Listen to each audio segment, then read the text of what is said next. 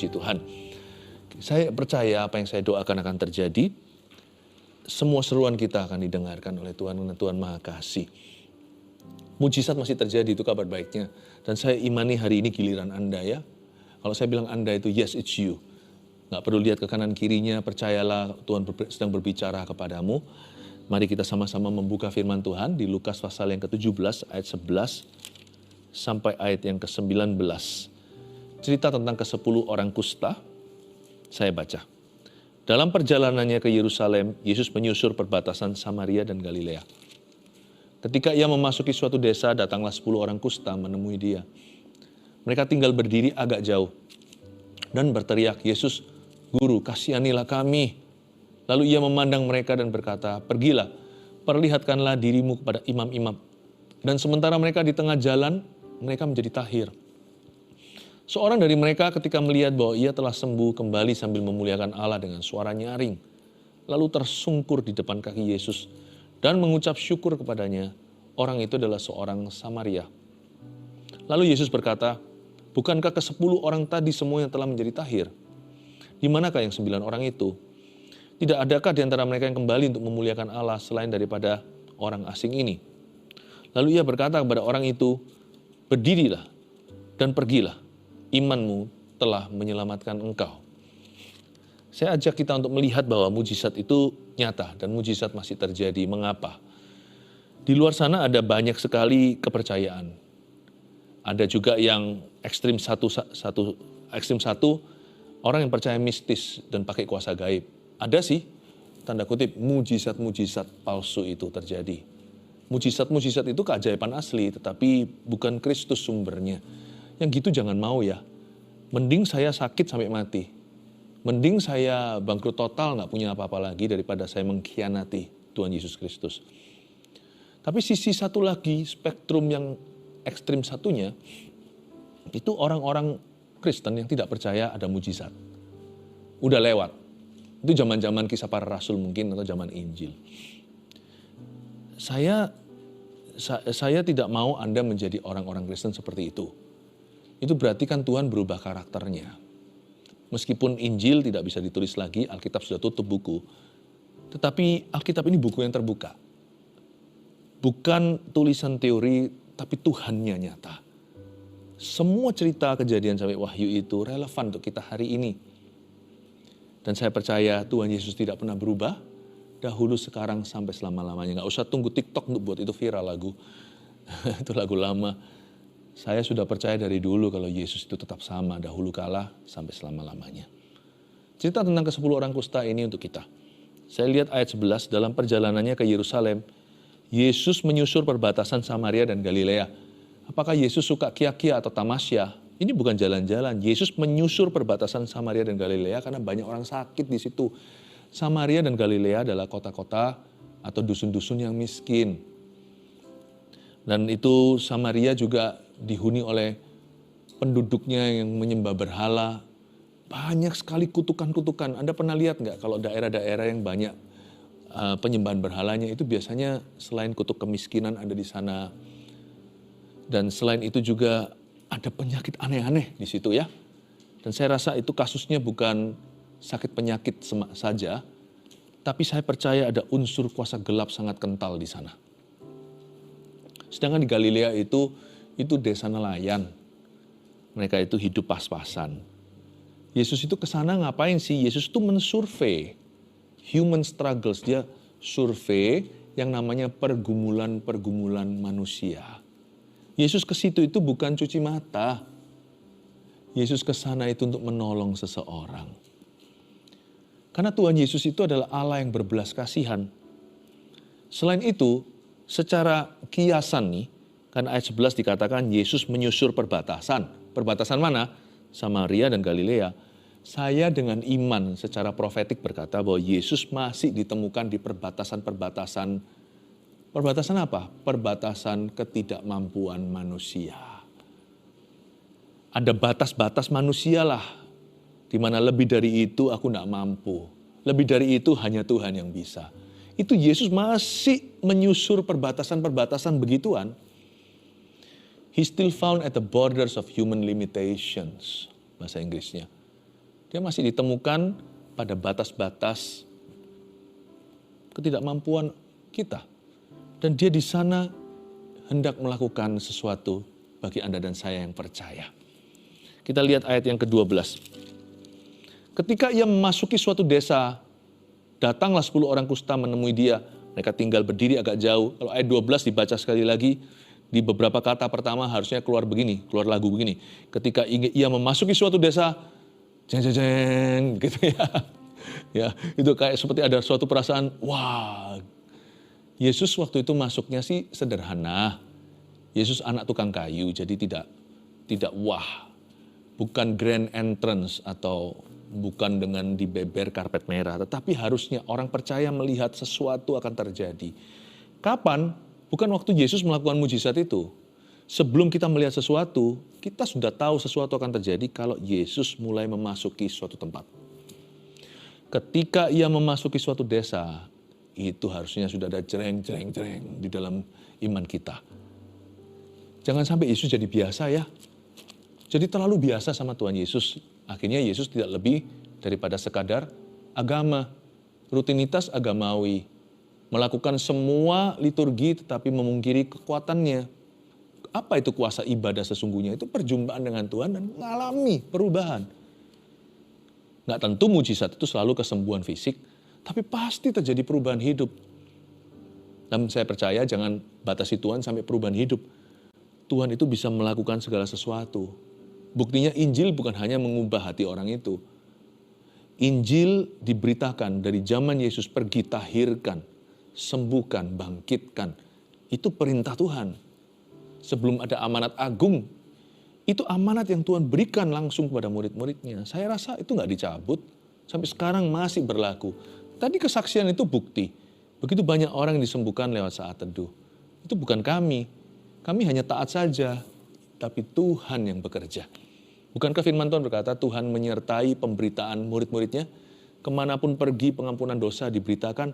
Di situ Tuhan Yesus turut bekerja dengan tanda-tanda. Ketika ia memasuki suatu desa, Yesus mulai masuk dalam proksimitas kita. Kapan itu? Misalnya kalau kita datang ke ibadah itu harus dengan ekspektasi. Dan kalau saat teduh bersama seperti ini, itu Yesus seperti masuk di ruang tamumu atau di mana Anda berada. Di kamar tidur atau lagi di mobil. Yesus masuk di dalam radius Anda. Yesus seperti seolah-olah menerobos seperti tiba-tiba hadir di dalam duniamu. Ketika ia memasuki suatu desa, the presence of God, hadirat Allah. Jangan anggap remeh. Segala sesuatu bisa jadi pintu. Asal Injil diberitakan, bila Yesus ditinggikan dan salibnya ditegakkan, seperti lagu sekolah minggu itu, pasti dia menarik semua orang datang kepadanya sekarang. Pokoknya kalau nama Yesus disinggung, firman diberitakan, apalagi diajarkan. Ketika Tuhan bertahta di atas pujian, something could happen. Sesuatu bisa terjadi dalam hidupmu. Jangan jadi biasa sama ibadah. Jangan jadikan Tuhan Yesus itu jadi kelatahan spiritual kita. Ya sudahlah pokoknya. Jangan jadikan dia rutinitas agamawi. Yesus lebih dari semua itu. Yesus bukan itu saja. Yesus itu hidup. Dan kalau dia jamah, dia bisa menjadikanmu baru. Ketika ia memasuki suatu desa. Lalu mereka tinggal berdiri agak jauh. Ketika ia masuk suatu desa, datang 10 orang kusta menemui dia, mereka tinggal berdiri agak jauh. 10 orang kusta itu agak jauh. Itu kan kondisi kita secara rohani. Kita semua itu dibilang dekat ya enggak, masih agak jauh lah sama Tuhan. Tapi saat teduh bersama seperti ini, atau waktu kita berdoa, ketika aku berdoa, mujizat itu nyata, itu kita dibawa dekat sama Tuhan. Tuhan yang tadinya jauh jadi dekat. Tadinya firman itu sesuatu yang kita kurang mengerti, sekarang jadi lebih terpahami. Ayat 13. Dan berteriak. Nah ini iman. Di ayat 13 ini masuk iman. Mereka 10 orang itu berteriak. Jangan bisik-bisik sekalipun Tuhan Maha tahu. Karena sekalipun Tuhan tahu. Tapi hati Anda kan setengah-setengah. Kalau Anda minta sesuatu itu berseru. Berteriak itu tidak tentu dengan volume keras. Tapi pasti dengan segenap hati. Yesus, Guru, kasihanilah kami. Anda sadari nggak? Ini teriakan mereka korporat loh, enggak individu. Yesus guru, oke. Kasihanilah kami, mereka itu naik banding pada belas kasihan Tuhan. Mereka nggak tahu apakah mereka layak karena mereka kusta. Mereka di saat itu tradisi mengajarkan orang kena kusta itu kena hukuman Allah. Mereka pasti berdosa. Mereka pasti dibenci sama Tuhan. Jadi mereka nggak berani untuk iman mereka itu sok jagoan. Jadi mereka itu naik bandingnya ke belas kasih. Malah justru tepat. Karena semua mujizat itu di situ bermula tempatnya. Semua mujizat itu sumbernya dari belas kasihan Allah. Sebab Tuhan itu tidak berhutang budi sama siapa-siapa. Sekalipun kita bisa beriman menggerakkan tangan Tuhan, tapi Tuhan tidak tergerak oleh karena iman kita semata-mata. Iman itu bekerja melalui kasih. Tuhan itu tidak harus memberi mujizat kepadamu. Tapi kalau Tuhan memberikannya itu karena Tuhan mengasihimu. Dan kalau Tuhan tidak memberikannya bukan berarti Tuhan membencimu. Karena Tuhan tidak berhutang sama Anda dan saya.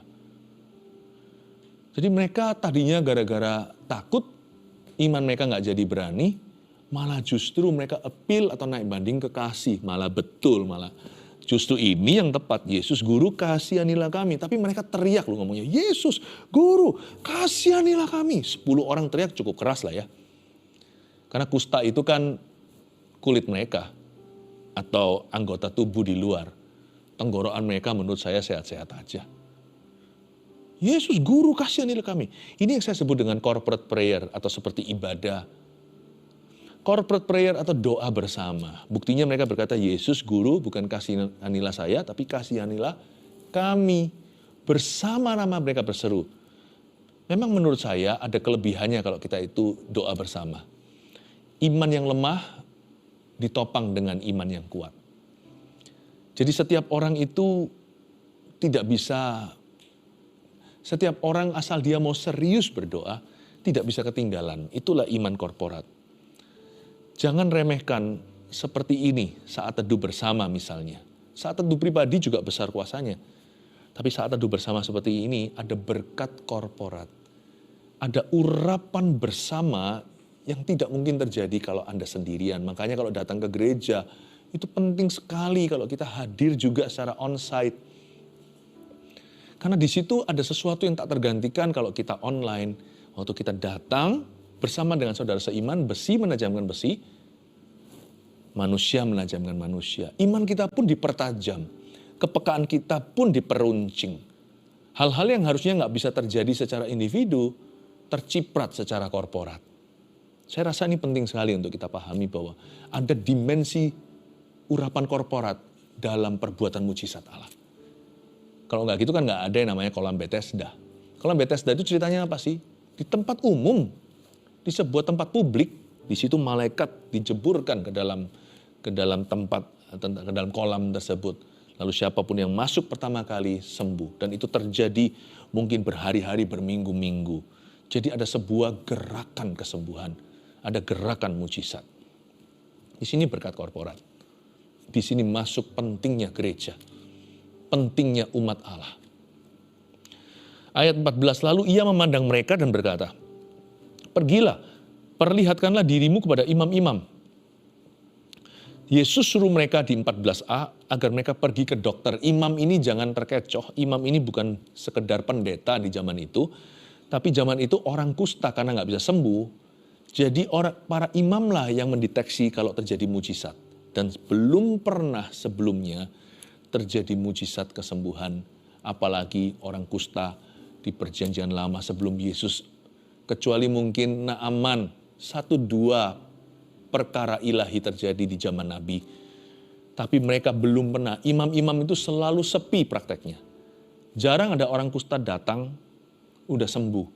Dan kalau orang kusta datang masih kusta, imam-imam itu pasti nggak mau temui mereka. Dia berkata, sembuh dulu baru datang ke sini. Imam-imam itu tugasnya adalah mengkonfirmasi kesembuhan. Mereka yang memverifikasi. Mereka yang mengaudit klaim kesembuhan itu. Dan kali ini imam-imam itu pasti sangat dikejutkan waktu 10 orang itu datang. Belum pernah terjadi itu, pasti heboh itu seluruh sistem imamat zaman itu. Mereka semua pasti menjadi pembicaraan. Mereka pasti tidak berani mempercayai mata mereka. Apa yang mereka lihat, belum pernah yang mereka dengar yang beginian. pergi perlihatkan dirimu pada imam-imam. Pertanyaannya adalah, masalahnya adalah, mereka waktu disuruh Tuhan pergi, mereka belum sembuh. Tuhan bilang sama mereka, pergi ke dokter. Tuhan tidak janji nanti kapan mereka disembuhkan. Tapi 10 orang ini mungkin berkata begini ya, gua nggak rugi apa-apalah ya, sudah ikut aja. Ada bahayanya sih, ada risikonya. Kalau mereka muncul di depan imamnya belum sembuh, mereka bisa dirajam batu karena mereka dianggap membahayakan. Harusnya mereka karantina, harusnya social distancing. Mereka datang menyebar penyakit itu karena kusta sangat menular. Dan orang kusta itu harus berapa ratus meter jauhnya dari orang lain, orang sehat. Makanya mereka dikucilkan, mereka biasanya berada di pinggiran kota, di luar gerbang kota. Jadi mereka pergi ke situ itu dalam tengah jalan itu pasti ada yang melemahkan iman mereka. Bro mungkin gitu ya, ngapain sih kita ke sana? Kita bisa dihukum mati loh ini. Tapi ada juga yang berkata, gini kita juga diam-diam cepat lambat akan mati. Udahlah, nothing tulus, nggak rugi.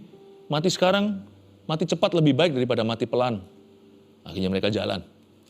Di tengah jalan itu pasti terjadi perdebatan tuh 10 orang. 10 orang yang tidak saling mengenal, tapi mereka akhirnya menjadi teman dalam penderitaan. Mereka akhirnya pergi juga semuanya 10-10. Nah, sembuhnya kapan?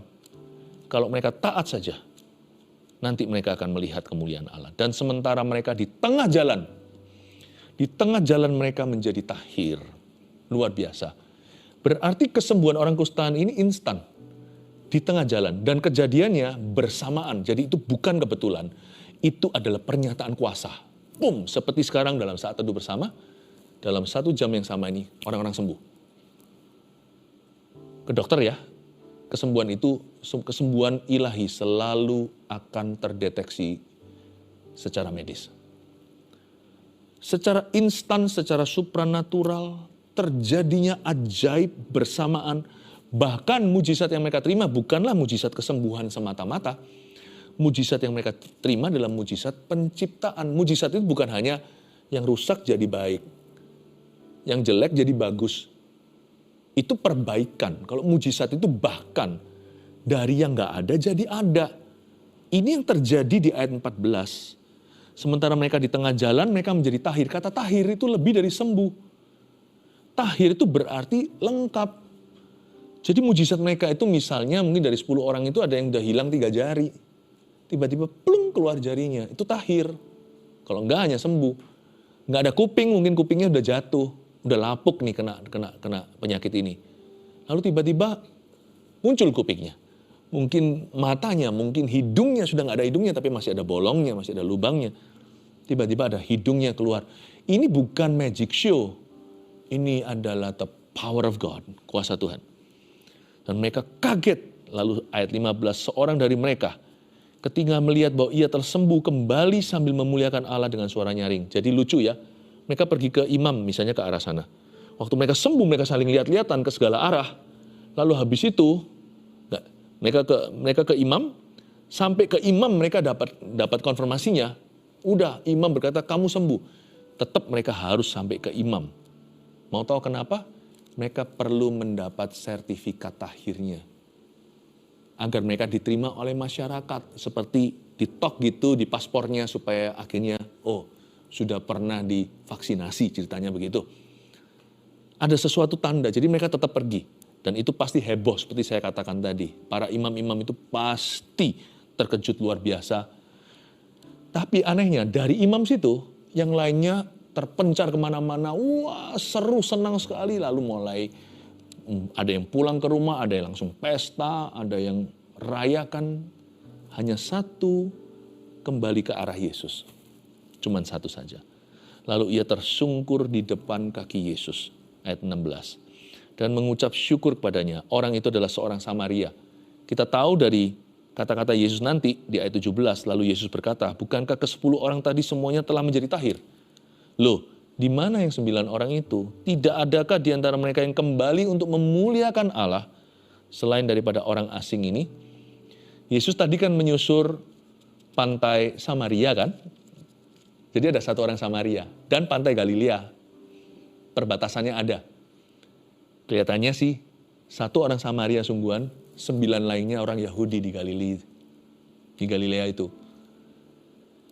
Yang satu ini kembali. Yang anak-anak Abraham semuanya tidak terlihat lagi wajahnya.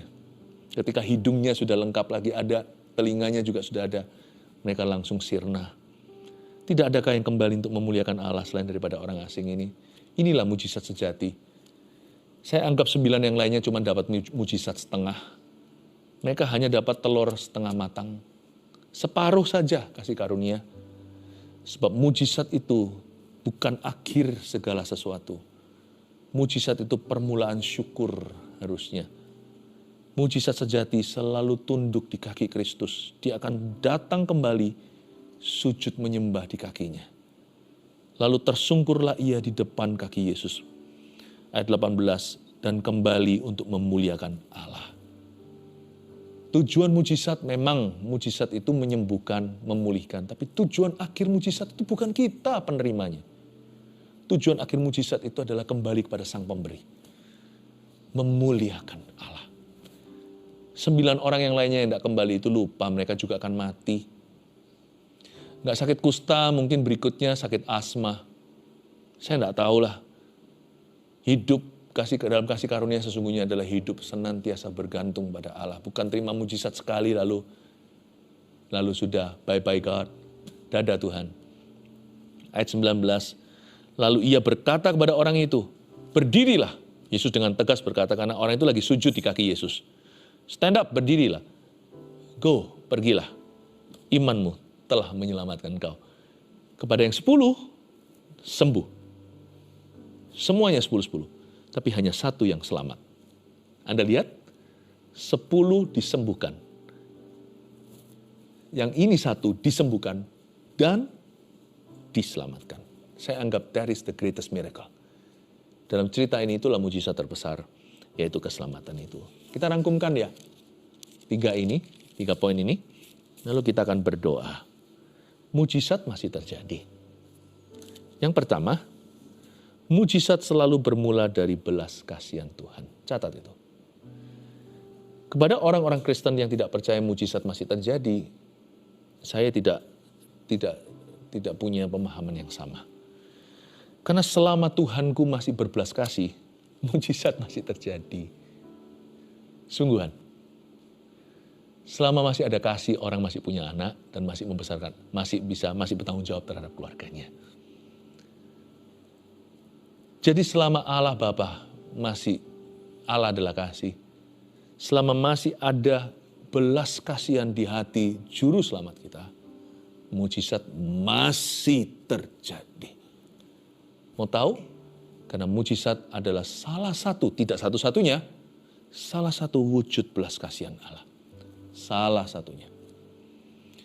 Jadi simpel aja, nggak perlu berdebat ria. As long as compassion still exists. Selama masih ada kasih di dunia ini, dari Tuhan datangnya, masih ada keajaiban tangannya. 2, mujizat bersifat ajaib dan instan, namun dapat dibuktikan. Mujizat itu bukan begini. Kita itu sering-sering memakai kata mujizat. Saya ngerti lah, nggak apa-apa lah. Segitu-gitu tuh saya anggap itu naif lah, polos-polosnya orang. Waduh, aku ini ya bisa gini. Wah, aku betul-betul mujizat loh. Mujizat loh. Aku hari ini mujizat. Aku apa ya misalnya ya. Aduh, saya nggak bisa kepikir ya. Tapi sesuatu lah misalnya, sesuatu yang sifatnya sebenarnya kebetulan juga bisa. Sesuatu yang sifatnya itu ada proses alaminya. Itu bukan mujizat, itu adalah kebajikan Tuhan. Kebaikan Tuhan berikan, kemurahan itu oke juga. Tapi kalau sudah masuk ke mujizat kategori ini, itu berarti sesuatu yang ajaib. Sekali lagi bukan magic show, tapi sesuatu yang sifatnya itu instan, tidak melalui proses manusiawi atau proses alami, itu mujizat. Tuhan juga bisa memberikan kesembuhan secara progresif dalam kehidupan kita. Tuhan juga bisa pakai tangan dokter, itu kemurahan Allah dan hikmat-hikmatnya. Tetapi yang dinamakan karunia mujizat itu sudah karunia. Itu sesuatu yang lain, sesuatu yang beyond this world.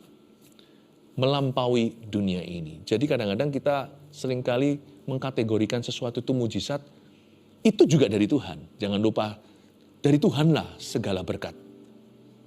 Tapi mujizat adalah mujizat. Mujizat bukan berkat biasa. Dan saya ingin Anda untuk tidak blur soal ini atau perbatasannya jangan sampai kabur. That our God still able to do the amazing. Allah kita masih bisa melakukan sesuatu yang di luar nalar manusia. Amazing itu apa ya? Sesuatu yang luar biasa. Luar biasa. Misalnya mereka bisa mendayung perahu pelan-pelan sampai ke tujuan. Nah itu berarti kebaikan Tuhan. Tapi membelah Laut Merah itu sudah bukan di liga manusia. Yesus jalan di atas air, itu lain saudaraku. Atau ketika mereka kira dia hantu lalu Yesus masuk ke perahu mereka dan dia berkata, tenanglah kau angin, langsung reda seketika. Dari tsunami reda, itu lain. Itu ini bukan main-main. Bahkan Alkitab mencatat setelah Yesus masuk ke perahu mereka, langsung perahu itu sampai ke tujuan. Padahal mereka masih terkatung-katung berjam-jam di tengah-tengah danau Galilea yang luas sekali itu, bahkan disebut Sea of Galilee. Bahkan danau itu seluas lautan. Mereka di tengah-tengah. Waktu Yesus masuk, langsung sampai. Nah itu beda. Waktu saya di sekolah teologi dulu, teman-teman berdebat. Tapi saya tetap percaya pada apa kata firman, tidak pakai kepandaian. Ingat ya cerita tentang ketika Filipus yang setelah membaptis sida-sida itu keluar langsung dibawa ke kota lain oleh Roh Kudus. Kalau enggak kan Roh Kudus pasti firman Tuhan pasti menjelaskan dengan bahasa yang masuk akal. Dan banyak di Alkitab yang menjelaskan prosesnya manusia, proses alaminya seperti apa. Memang serba kebetulan tapi tetap Tuhan yang lakukan. Tuhan yang lakukan tapi tanpa tanda tangan, jadi kayaknya kebetulan. Tahu, tapi kalau ini jelas-jelas enggak, maka Filipus diambil, ditransport sama Roh Kudus langsung ke tempat itu. Waktu mereka mencoba untuk membuat make sense, masukkan akal waktu itu di dalam kelas saya masih ingat, itu tahun keempat, dan kita mulai berdebat, saya diam aja, saya cuma berkata, ini pendapat saya percaya, mari kita tidak tambahkan atau kurangi apa yang dikatakan Alkitab. Mereka akhirnya reda dan diam. Saya redakan perdebatan. Saya rasa kita semua harus agree ini. Mujizat bersifat ajaib. Jadi tolong kalau iman kita kurang ke sana, mintalah sama Tuhan iman. Jangan turunkan definisi mujizat, tapi naikkan imanmu untuk melihat itu terjadi. Mujizat itu sifatnya ajaib dan instantly. Namun dapat dibuktikan, makanya Tuhan berkata apa? Pergilah ke imam. Go to the doctors, pergilah ke dokter. Ya, kanker itu akan kelihatan lenyap, tidak ada di tubuhmu. Jadi kita harus mengerti itu. When you ask for a miracle, then ask for a miracle. Kalau Anda minta sebuah mujizat, mintalah sebuah mujizat. Jangan tanggung. Jangan sungkan sama Tuhan. Tuhan, apa aku minta kebanyakan ya? Bagi Tuhan nggak ada bedanya. Nggak ada bedanya. Memberi berkat atau memberi mujizat itu bagi Tuhan nggak ada bedanya. Itu bagi Tuhan hanya kecil dan lebih kecil. Udah gitu aja. Bagi kita sih besar dan super besar. Bagi Allah itu kecil. Makanya berimanlah pada Tuhan. Nomor 3, mujizat tunduk pada nama Yesus dan kebenaran firman. Jadi, kalau sampai ada orang bisa melakukan mujizat bahkan bernubuat, kok bisa tepat, ya kan? Waktu baca nasib kita segalanya. Kalau orang itu sendiri bukan orang Kristen, sudah tutup buku saya, sudah nggak perlu lagi buka pintu. Kristen aja diuji, apalagi udah nggak Kristiani, udah jelas-jelas saya nggak perlu lagi mempertanyakan. Kalau dia sumbernya aja bukan Tuhan, sekalipun dia mengatasnamakan yang maha kuasa, kalau karunia-Nya itu dari Tuhan, kan harusnya dia sudah tunduk pada Tuhan. Kalau dia tunduk sama Tuhan, kan dia sudah lahir baru seperti aku. Kan dia sudah pasti hidup sesuai dengan norma-norma yang diajarkan oleh firman Allah. Pasti dia tunduk sama Kristus. Dia pasti nggak akan percaya Yesus salah satu. Atau Yesus, kenapa dia percaya Yesus bukan satu-satunya jalan? Kenapa saya harus berikan iman kepada orang seperti itu sekalipun kalau dia bisa melakukan sesuatu yang luar biasa di mata saya? Karena kita harus ingat sesuatu bahwa kuasa gelap juga adalah kuasa. Saya tidak akan berikan iman saya kepada sesuatu yang sumbernya jelas-jelas bukan Tuhan Yesus. Kalau itu bukan nama Yesus, saya nggak akan terima. Mending saya sakit sampai mati, mending saya bangkrut tidak punya apa-apa. Daripada saya mengkhianati Tuhanku satu-satunya. Karena itu mujizat yang sejati pasti tunduk sama nama Yesus. Kalau mujizat itu dari Tuhan, maka dia akan turun atas nama atau melalui nama yang sah, nama Yesus. Saya tidak akan terima cari mujizat di black market. Saya akan cari mujizat di pasar gelap. Dan bukan hanya itu, tapi sesuai dengan kebenaran firman. Kalau setelah seseorang melakukan mujizat terjadi, lalu habis itu dia tuntun orang lain pada kesalahan, maka saya anggap mujizat itu terjadi karena keluguan orang, mereka percaya pada nama Yesus. Tapi saya tidak akan ikuti pembuat mujizat itu kalau dia mengajarkan sesuatu yang lain. Kalau ujung-ujungnya adalah perzinahan, eksploitasi, jangan diikuti. Karena mujizat itu bukanlah akhir segala sesuatu, mujizat menuntun kita pada ketaatan akan firman. Mujizat itu menuntun kita ke kaki Tuhan. Tersungkurlah ia di kaki Yesus. Mujizat masih terjadi, 1, 2, 3. Mujizat selalu bermula dari belas kasihan Tuhan. 2, mujizat bersifat ajaib dan instan namun dapat dibuktikan. 3, mujizat tunduk pada nama Yesus dan kebenaran firman. Do you believe miracles still happen? Percaya? Kalau mujizat masih terjadi? Kalau Anda percaya, terimalah dalam nama Yesus.